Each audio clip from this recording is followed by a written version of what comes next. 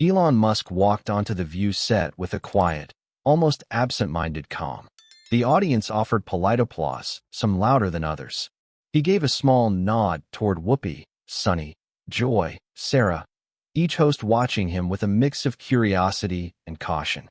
Whoopi leaned in first, her tone neutral but clipped. She said, "Elon Musk, welcome to The View. It's been a while since you agreed to sit here."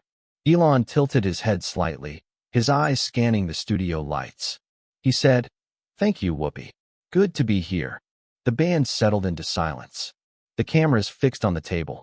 Sunny Hostin spoke next, voice calm but pointed. She said, "Elon, your recent comments about free speech and content moderation on your platforms have stirred controversy. Some say you allow hate speech under the banner of free expression. Do you?" Elon's face didn't move. He said, "Free speech means letting people say what they believe, even when it makes us uncomfortable." Sarah Haynes added gently, "But there's a difference between discomfort and harm. Critics say you've allowed dangerous conspiracies and bigotry to spread. Where's the line for you?" Elon glanced at Sarah, then back at the audience. He said, "The line is the law. I don't invent new ones to silence people. If they break the law, they're gone. If not, people have to decide for themselves." Joy Behar's smile was tight. She said, "Sounds simple, but the real world isn't. You run a platform that shapes politics and culture. Don't you think you have a moral responsibility to stop disinformation?" Elon paused. His voice stayed even.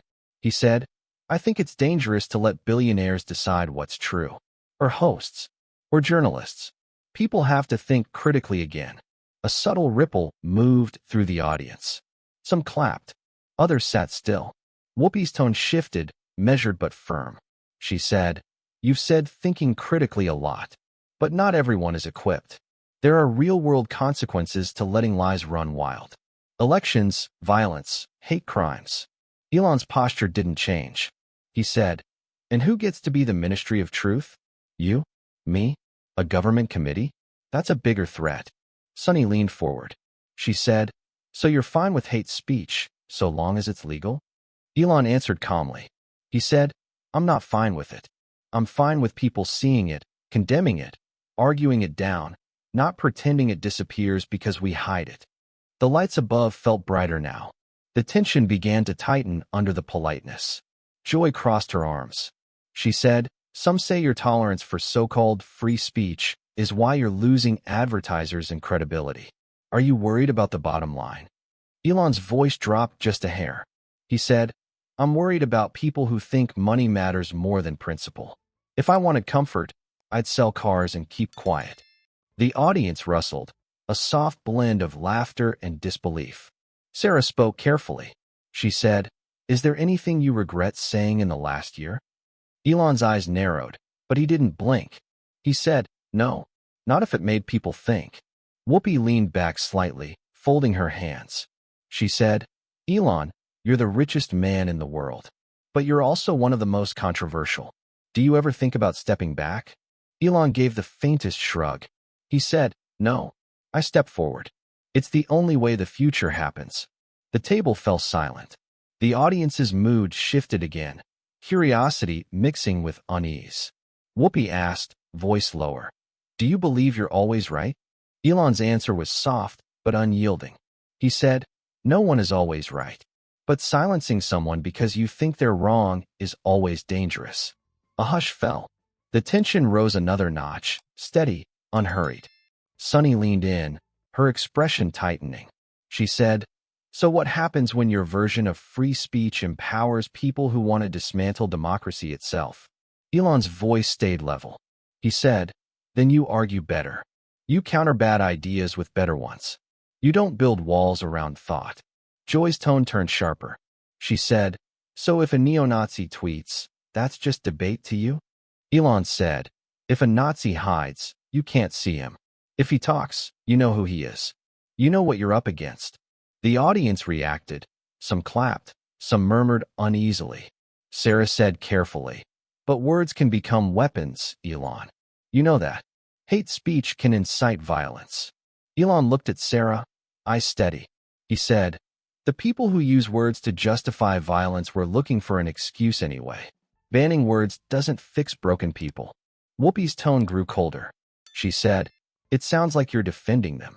Elon turned his head toward Whoopi, eyes locked. He said, "No, I'm defending people's right to see them clearly." A quiet gasp came from the crowd. The tension in the air thickened like wet cloth. Sunny's voice dropped, slow and deliberate. She said, "You make it sound noble. But hate is hate. Some ideas don't deserve daylight." Elon didn't flinch. He said, "Then you fight them with better daylight. You educate. You confront them. You don't bury them like toxic waste that leaks back later." Whoopi sat forward, eyes narrowed. She said, "Let me be clear. I think your free speech obsession is reckless. It hurts real people." Elon leaned forward too. He said, "So does pretending you're protecting people while you tell them what to think." A single clap echoed from the back row.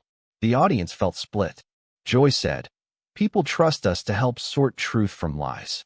They trust journalists, editors, fact-checkers, not billionaires with personal agendas." Elon's voice went quieter, almost cutting. He said, "And people used to trust the government too, until they saw what hiding the truth really looks like." The air held that line like a spark. Sunny shook her head slowly. She said, "You talk about truth like you own it." Elon said, "No one owns truth. But a lot of people rent it out to the highest bidder." Whoopi looked at him, her voice flat. She said, "So what exactly do you want, Elon? You came here. You sat here. You made your point. Now what?" Elon's stare didn't break. He said, "I want people to stop outsourcing their brains to celebrities and TV panels." The audience gasped. A few people clapped again.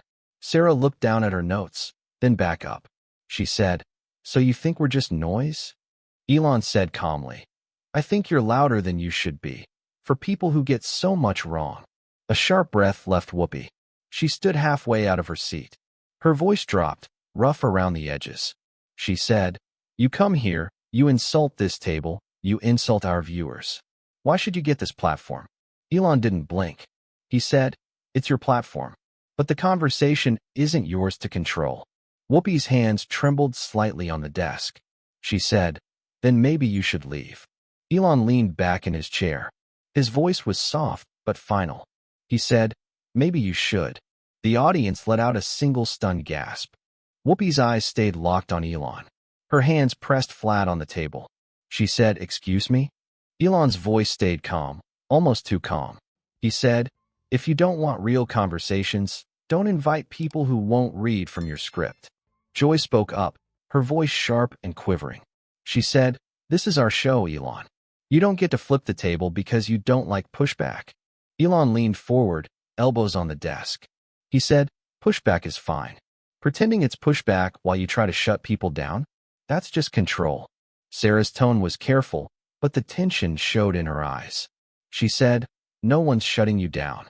We're holding you accountable for the words you speak." Elon said, "And I'm holding you accountable for the words you twist." A single shout came from the back of the audience, then silence. Sunny leaned in, voice low.